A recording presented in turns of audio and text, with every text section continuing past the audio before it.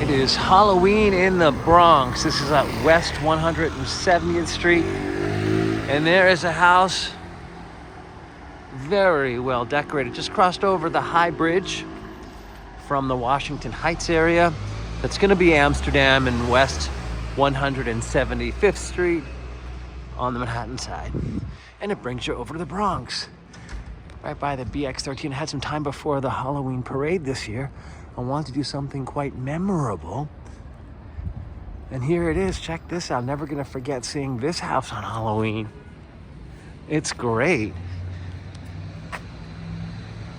And we even got some friendly people inside all waving. Love it. All right.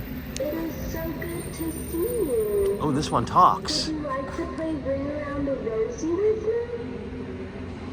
me? Love it. Into the graveyard. And I have my Sleepy Hollow hat on. Happy Halloween from I Love New York.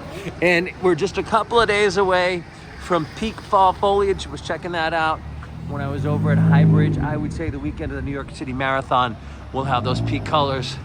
Till next time, happy Halloween from the Bronx.